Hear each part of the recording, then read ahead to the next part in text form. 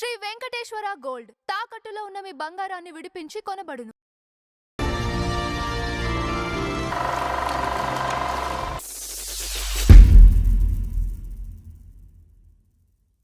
నమస్కారం నందం హరిచంద్ర గారు. నమస్కారం రాజుబాబు గారు. ఈ రోజు మన ఫ్లాష్ బ్యాక్ లో టాలీవుడ్ లో కొంతమంది లేడీ ఫైర్ బ్రాండ్స్ ఉంటారు. వాళ్ళలో ఒక ఐదుగురిని చెప్పుకోవాలంటే ఎవరిని చెప్పుకుంటాం? ఫస్ట్ రోజా గారిని చెప్తాం. ఇంకా నలుగురిని ఆ తర్వాత చాలా మంది ఉన్నారు కానండి. సరే, అయితే ఫస్ట్ రోజా గారి గురించి చెప్పుకుందాం. మిగిలిన నలుగురు వదిలేద్దాం. నలుగురిని మళ్ళీ నెక్స్ట్ వచ్చినప్పుడు చెప్పుకుందాం. కాబట్టి ఇప్పుడు ఫస్ట్ రోజా గారి గురించి మీరు ప్రస్తావన తెచ్చారు కాబట్టి ఈ రోజు రోజా గారి గురించి మాట్లాడుకుందాం.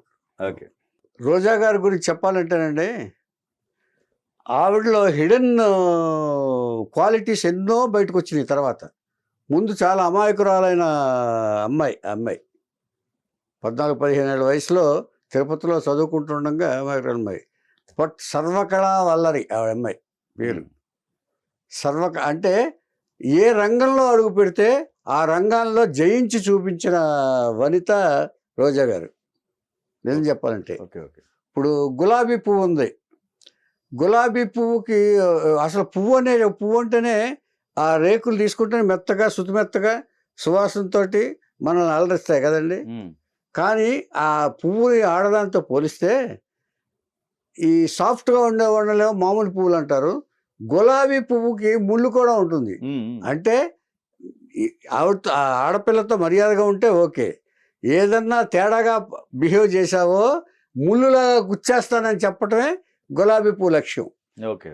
నన్ను బాగా కరెక్ట్గా టచ్ చేస్తే ఓకే, లేదన్నా నలిపేయాలని చూసావనుకో నిన్ను మస్తు చేసేస్తాను, ముళ్ళుతో పొడి చేస్తానని అంటానికి అది సింబాలిక్గా చెప్పుకుంటారు. అంటే పేరుతో పాటు రోజా పువ్వు కంపారిజన్ అలా చేశాను. రోజా గారు కూడా అలాంటి వారే. ఎప్పుడు నవ్వుతూ ఉంటారు, నిష్కల్మషమైన నవ్వు. ఎప్పుడు నవ్వటం ఒక యోగం అన్నాడు ఎవరో మన జింజాల గారు. నిజంగా యోగం. నవ్వించడం ఒక భోగం, నవ్వించడం ఒక భోగం, నవ్వటం ఒక యోగం, నవ్వలేకపోవటం ఒక రోగం అన్నాడు ఆయన. అంచేత మరి రోజా గారు ఎప్పుడు నవ్వుతూనే ఉంటారు ఆయన. ఆవిడ ఎక్కడికి వెళ్ళినా సరే. అంచేతంటే అవసరాన్ని బట్టి ఆవిడ ఆ నవ్వు క్లోజ్ చేస్తారు తప్ప, లేకపోతే ఎప్పుడు నవ్వుతూనే ఉంటారు ఆవిడ. ఇప్పుడు ఎదురుకుండా కనపడ్డా అనుకోండి, ఎప్పుడు నడకే నవ్వుతోటి మొదలెడతారు ఆవిడ. అలాంటి ఇదైనా ఏమండి, జబర్దస్త్ నవ్వు, జబర్దస్త్ నటనలో జబర్దస్త్ ఏమండి, జబర్దస్త్ వక్త, మాట్లాడడంలో జబర్దస్త్ ఏమండి, రాజకీయంలో జబర్దస్త్, మినిస్టర్గా జబర్దస్త్, మాట్లాడడంలో జబర్దస్త్, అన్ని జబర్దస్త్. ఆవిడ జీవితమే జబర్దస్త్గా సాగిన ఆవిడ జీవితం రోజా గారి జీవితం. సుమారు ఎన్ని సంవత్సరాలు ఉంటుందండి జబర్దస్త్ జర్నీ? 13 సంవత్సరాలు ఆవిడ ఉన్నారు. ఇంకా స్టిల్ కంటిన్యూయింగ్ అది. ఈవిడ వరకు 2007 నుంచి ఆవిడ రాజకీయానికి వెళ్ళేంత వరకు 13 సంవత్సరాలు ఉన్నారు. అంటే దాదాపుగా 20 ఆ ప్రాంతాల వరకు, 2021 ఆ ప్రాంతాల వరకు. 20 అంటే ఇక్కడ ప్రతిపక్షంలో దాంట్లో ఉన్నారు కదా ఆవిడ. అప్పటి వరకు ఉండే. ఆ తర్వాత రాజకీయాల్లోకి సీరియస్గా వెళ్ళిన తర్వాత జబర్దస్త్లో బాగోదు అని చెప్పేసి ట్రోలింగ్ వస్తే, అంటే అవి కూడా లెక్క చేయలే ఆవిడ. తను అనుకున్నది ఏదో తను చేయటమే. తను ప్రజలకు ఎంటర్టైన్మెంట్ ఇవ్వాలనుకున్నాను, ఇస్తాం. కరెక్ట్ న్యాయ నిర్ణేత ఆవిడ, జబర్దస్త్ న్యాయ నిర్ణేత. అది కూడా చెప్పుకోవాలి మనం. జబర్దస్త్ షోకి జబర్దస్త్ జడ్జి ఆవిడే. చాలామంది ఆర్టిస్టులకి జబర్దస్త్గా సపోర్ట్ చేసిన జడ్జి ఆవిడ. చాలామంది ఔత్సాహిక నటీనటులకి తన జడ్జిమెంట్ తోటి ప్రోత్సాహపరిచిన నటి రోజా గారు. అంటే లీడర్షిప్ క్వాలిటీస్ ఎక్కువ ఆవిడలో, ఎక్కువైనా సరే ఇన్ని క్వాలిటీస్ ఉన్న ఇది చేసిన తర్వాత ఈవిడ గురించి జన్మ వృత్తాంతం చెప్పుకోకపోతే బాగోదు. కాబట్టి ఈవిడ బాక్రాపేటలో, తిరుపతి దగ్గర బాక్రాపేటలో నాగరాజరెడ్డి, లలితారెడ్డి అనే దంపతులకు తిరుపతి దగ్గర బాక్రాపేటలో జన్మించారు ఈవిడ. ఈవిడ కాక 2 అన్నలు ఉన్నారు ఈవిడికి ముందు. ఒకటే అమ్మాయి కావటం వల్ల ఆ ఇంట్లో చాలా గారాభంగా పెరిగింది. 2 అన్నల ముద్దుల చెల్లెలు. ఈవిడ. ఓకే. ఆ ఇద్దరు అన్నలు ఎంత గారాభంగా చూసుకుంటారో నాకు తెలుసు. ఏం చేద్దంటే ఈ పెద్దయ్యకు కూడా ఆ చిన్నన్నయ్య భుజం మీద ఎక్కి ఆయన ఉప్పు తీసుకెళ్ళినట్టు ఆడించేవారు ఆయన. రాంప్రసాద్ అంత ఆప్యాయంగా అంత ఎఫెక్షనేట్గా ఉంటారు ఇంట్లో. ఒక అమ్మాయి కావటం వల్ల బాగా. దానికి వాళ్ళు చూపించిన ఎఫెక్షన్కి ఈవిడ కౌంటర్గా వాళ్ళ మొత్తం ఈవిడ ఎంత కష్టపడిందో ఫ్యామిలీ కోసం చెప్పక్కర్లేదు. నిజంగా ఆవిడ ఇప్పుడు ఏం చేసినా కూడా కేవలం కుటుంబం కోసమేనండి. ఏమండి ప్రతిదీ ఈవిడ చరిత్రే. తర్వాత ఈవిడ పొలిటికల్ సైన్స్లో పద్మావతి యూనివర్సిటీ నుంచి డిగ్రీ సాధించింది. మొత్తం అక్కడంతా ప్రాథమిక విద్య అంతా ఊళ్ళో చేసుకుని ఆ తర్వాత తిరుపతిలో డిగ్రీ కాలేజీలో చేరి పొలిటికల్ సైన్స్లో డిగ్రీ సాధించింది ఈవిడ. అయిన తర్వాత ఆ కాలేజీలో ఉండగా అక్కడ లోకల్ డాక్టర్ ఒక ఆయన డాక్టర్ శివప్రసాద్ గారు అని వేషాలు వేస్తూ ఉంటారు. డాక్టర్గా ఉంటూ మెడ్రాస్ వచ్చి వేషాలు వేస్తూ ఉండేవాడు. ఆయనకి నేను కూడా వేషం ఇచ్చాను ఒక సినిమాలో, నా సినిమాలో. ఏమండి ఆయన ఒక సినిమాకి డైరెక్ట్ చేద్దాం అనుకున్నాడు. తనే నిర్మాతగా తనే దర్శకుడిగా సినిమా చేద్దామని రాజేంద్ర ప్రసాద్ గారిని హీరోగా బుక్ చేసి ఆయన పక్కన ఒక కొత్త అమ్మాయిని పెడదాం అనుకుని లోకల్ కాలేజీలన్నీ ఉన్నాయి కదా, కాలేజీలన్నీ తిరుగుతుంటే పద్మావతి యూనివర్సిటీలో ఈ కాలేజీలో వెళ్ళినప్పుడు అక్కడ రోజా గారు తగిలారు. రోజా గారు కనిపిస్తే ఈ అమ్మాయి బెటర్ అంటే ఆవిడ ప్లెజెంట్ ఫేసు, నవ్వు ఫేసు చూసి ఈవిడ సినిమాకి చాలా కరెక్ట్గా పనికొస్తుందని జడ్జ్ చేశాడు ఆయన. ఆయన జడ్జిమెంట్గా. ఆ తర్వాత ఆవిడ కుదరదుగా తండ్రి ఏం చేసేవాడంటే సారథి స్టూడియోలో సౌండ్ ఇంజనీర్గా పనిచేసేవాడు. అందుకని తండ్రి సినిమాకి సంబంధించి ఉన్నాడు కాబట్టి, అర్థం చేసుకున్నాడు కాబట్టి, ఒక డాక్టర్ అడిగితే కాదనలేక, అంటే లోకల్ డాక్టర్, పెద్దగా పేరున్న డాక్టర్ ఆయన శివప్రసాద్ గారు. ఆ తర్వాత టీడీపీలో చేరి ఎంపీ అయిన ఇది ఆయన గురించి తెలుసు. ఏమండి అయినప్పుడు అక్కడికి వెళ్ళి ఆయన తల్లిదండ్రులతో మాట్లాడాడు. మీ అమ్మాయిని నేను ఇంట్రడ్యూస్ చేస్తున్నానండి. ఏముంది దానికి ట్రైల్ వేస్తే పోలా అనుకున్నారు అందరూ. అంటే ఆయన కూడా సినిమా సంబంధం వ్యక్తి కాబట్టి ఇమ్మీడియట్గా దాంట్లో ఉన్న పవర్ ఏంటో తెలుసు ఆయనకి. ఒకవేళ కలిసి వస్తే పోతే ఒక సినిమాతో నటించి వచ్చేస్తాం, వస్తాయి, లేదంటే మన చదువు మన ఎడ్యుకేషన్ అది ఉంది కాబట్టి ఇది చేసుకోవచ్చు అని చెప్పేసి అనుకున్నారు వాళ్ళు. ఈవిడ ఒరిజినల్ పేరు రోజా కాదండి, శ్రీలతా రెడ్డి. ఆ తర్వాత ఆయన పెట్టాడు అది శివప్రసాద్ గారు. పుట్టుకతో శ్రీలతా రెడ్డి ఈవిడ పేరు. శ్రీలత లత అంటూ ఉండేవాడు. వాళ్ళ బ్రదర్స్ కూడా చూసేవాడు. ఏమండి ఇది అయిన తర్వాత ప్రేమ తపస్సు అయిపోయింది. ప్రేమ తపస్సు అయిన తర్వాత మన వాళ్ళు ఎదురు చూస్తూ ఉంటారు కొత్త హీరోయిన్లు ఎవరైనా వస్తారో. అందులో తెలుగు అమ్మాయి, అచ్చ తెలుగు అమ్మాయిలు రావడం చాలా కష్టం అప్పట్లో. ఏమండి అప్పుడు ఈ రోజా గారిని చూడంగానే పరుచూరి బ్రదర్స్ తమ డైరెక్షన్ శోభన్ బాబు హీరోగా సర్పయాగం అనే సినిమా తీస్తున్నారు. శోభన్ బాబు హీరోగా ఆయన కూతురికి వేషానికి అమ్మాయి కావాలి. అంటే రెవెంజ్ డ్రామా అది.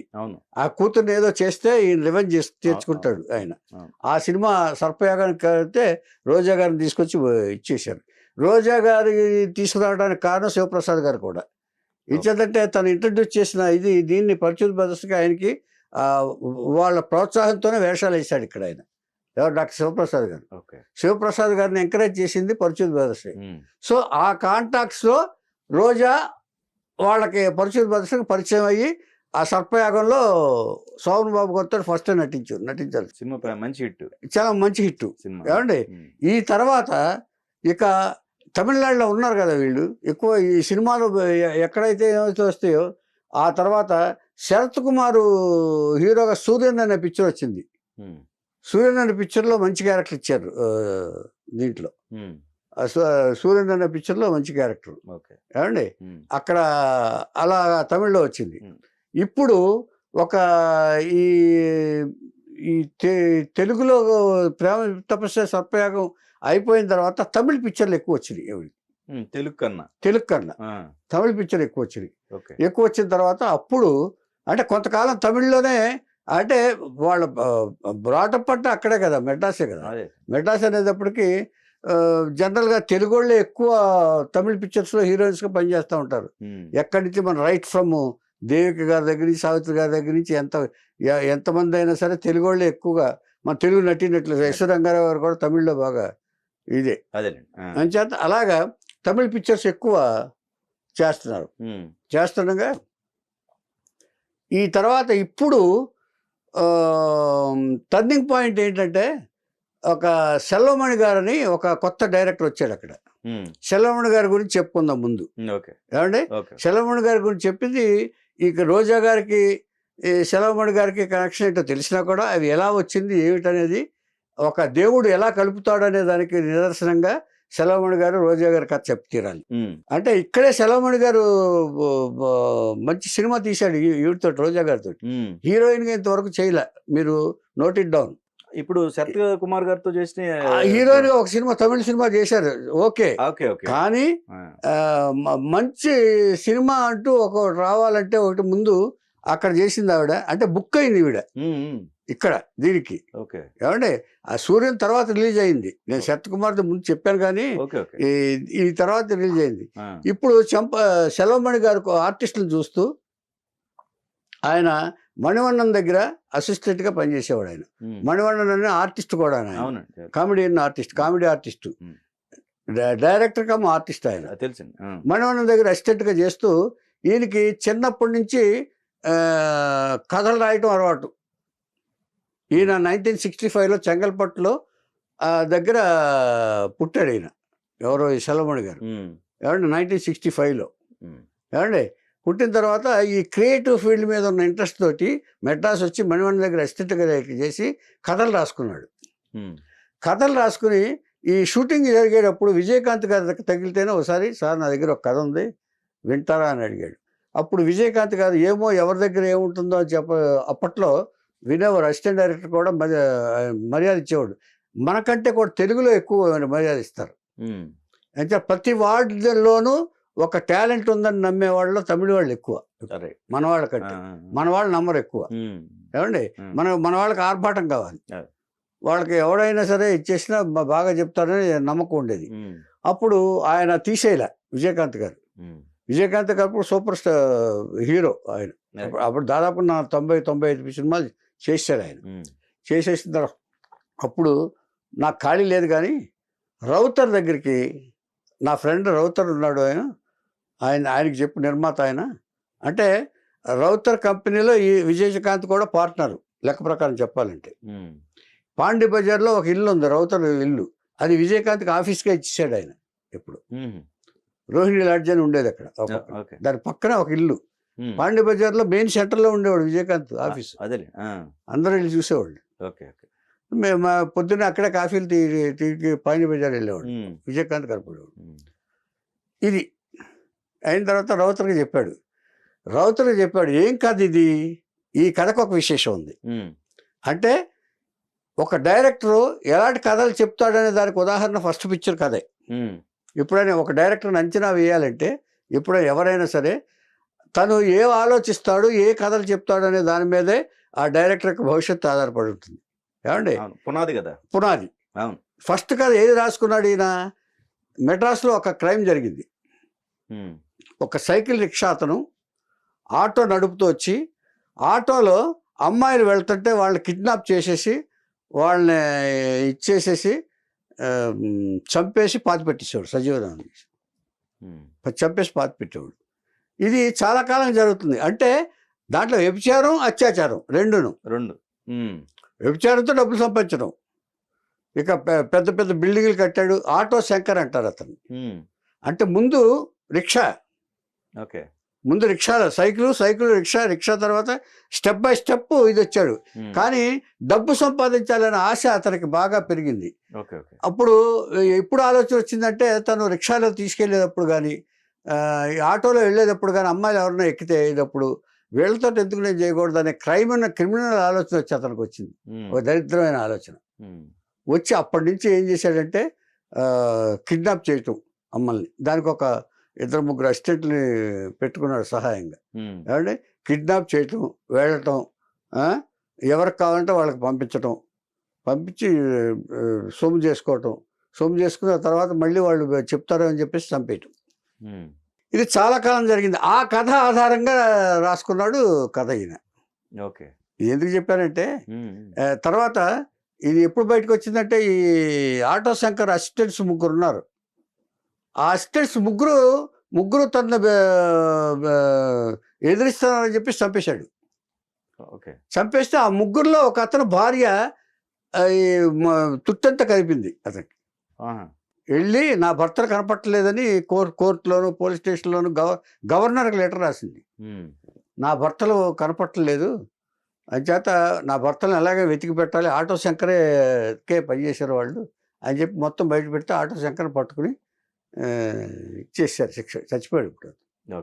ఏమండి ఉరిశిక్ష అమలు చేశారు. ఈ క్రిమినల్ కథ ఆధారంగానే ఫస్ట్ కథ రాశాడు ఆయన. ఎవరు ఎందుకు చెప్తుంటే రియల్ ఇన్స్టెంట్ ఆధారంగా కథ రాసుకున్నాడు. అప్పట్లో ఇవే బాగా ఉండేది. అంటే ఈ క్రైము, పోలీసు, మిస్టరీ ఈ 4 భాగాల్ని సెలవుమణి ఆయుధాలుగా చేసుకున్నాడు. దాని పేరు పులన విచారణై అని పేరు పెట్టాడు ఆయన. ఏమండి తర్వాత తెలుగులో పోలీస్ అధికారి అని దీంతో ఆనెస్ట్ రాజు అని ఒక పేరు పెట్టారు దాంట్లో. అంటే సిన్సియర్ పోలీస్ ఆఫీసరుగా విజయకాంత్ నటించాడు. విజయకాంత్ నటించిన తర్వాత ఆ పిక్చర్ సూపర్ హిట్ అయిపోయింది. సూపర్ డూపర్ హిట్ అయిపోయింది. యాస్టీజ్ ఆటో వాడు ఉంటాడు, అమ్మాయిలు కిడ్నాప్ చేయటం ఆ భార్య రిపోర్ట్ చేయటం, ఇదంతా యాస్టీజ్ అంటే రిజంబ్లెన్సెస్ తోటి అది స్క్రీన్ ప్లే తోటి అద్భుతంగా మలిచాడు సెలవుమణి గారు. సో డైరెక్టర్గా సెలవుమణి గారు ఒక మంచి పేరు వచ్చింది. ఇది ఎందుకు చెప్తున్నానంటే రోజా గారి కనెక్షన్ అయింది కాబట్టి చెప్తున్నాను. ఏమండి ఇది అయిన తర్వాత సెకండ్ పిక్చరు మళ్ళీ ఈ కాంబినేషన్లో తీద్దామని ప్రొడ్యూసర్ కనిపించింది. సెకండ్ పిక్చర్ కూడా ఇప్పుడు ఎల్టీటీ ప్రభాకరన్ లేడు ఇదివరకు శ్రీలంక. అవునండి, ఎల్టీటీ ప్రభాకరన్. దాని ఇన్స్పిరేషన్ తోటి కెప్టెన్ ప్రభాకర్ అని పేరు పెట్టి సినిమా తీశాడు. ఫారెస్ట్ బ్యాక్గ్రౌండ్ లో అన్ని కూడా రియల్ ఇన్సిడెంట్ ఇలా తీశాడు. సో ఈ సెలవుమణి గారి నేపథ్యం అదని చెప్పి అర్థమైపోయింది. మొత్తం యాక్షన్ పిక్చర్ లో ఇది బాగా తీస్తాడు అని చెప్పేసి స్టార్ డైరెక్టర్ గానే వచ్చేసాడు విజయకాంత్ తోటి. ఈ కెప్టెన్ ప్రభాకర్ తర్వాత విజయకాంత్ని కెప్టెన్ అని పిలవటం మొదలు పెట్టారు. అప్పటి నుంచి ఆ సినిమా నుంచి విజయకాంత్ని కెప్టెన్ అంటారు, విజయకాంత్ అని పిలవరు ఎవరు. అలాగా ఇది అయిన తర్వాత ఇప్పుడు అప్పుడే 1991లో ఇది జరిగింది.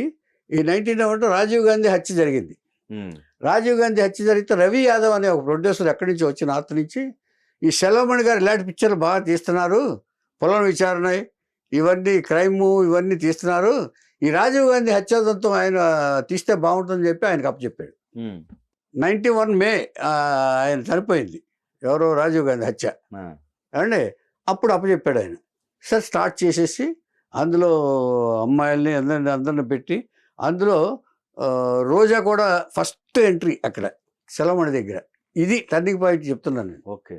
ఇప్పుడు ఎప్పుడు ఎవరిని ఎలా కలెక్ట్ చేస్తారో చెప్పడం అన్నా చూసారా. రోజాకి ఆ సినిమాలో ఒక ఛాన్స్ వచ్చింది, మెయిన్ లీడ్గా వచ్చింది. కానీ ఫినిష్ చేశాడు పిక్చర్. కుట్రపత్రిక అని పెట్టాడు పేరు. సెలవుమణి గారు కుట్రపత్రిక మంచి మంచి పేరే పెట్టారు. కుట్రపత్రిక పెట్టిన తర్వాత అది సెన్సార్లో ఇరుక్కుపోయింది. అది బాగా హైకోర్టు చుట్టూ తిరిగి బాగా ఈ ఎల్టీటీ వాళ్ళని బాగా ఎలివేట్ చేస్తున్నారు, మీరు ఎల్టీటీ వాళ్ళని పొగుడుతూ మీరు సినిమాలు తీశారు అని చెప్పేసి అక్కడ మొత్తం ఈ పార్టీ ద్రవిడ పార్టీలు అన్నీ ఉంటాయి కదండి, అలవాటు చేశారు. సరే హైకోర్టులో ఎలాగో రిలీజ్ అయింది. 14.5 సంవత్సరాలు రిలీజ్ అయింది ఆ సినిమా. దాని తర్వాత 14 సంవత్సరాలు సెన్సార్లో ఆగిపోయింది. 14.5 సంవత్సరాల తర్వాత రిలీజ్ అయింది 2007లో. 1993లోనే ఎప్పుడో స్టార్ట్ అయింది సినిమా. 2007లో ఇదే రిలీజ్ అయింది. అప్పుడు పెళ్లి అయిపోయి ఉంటుంది.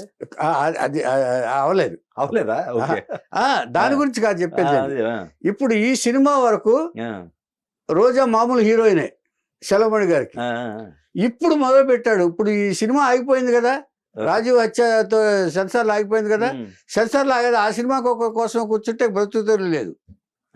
సో ఇక మిగతా సినిమాలు మొదలెట్టాడు. ఇక సినిమా రిలీజ్ అవుతుంది, ఈ ఢిల్లీ కోర్టులో వెళ్ళిపోయింది కేసు అని.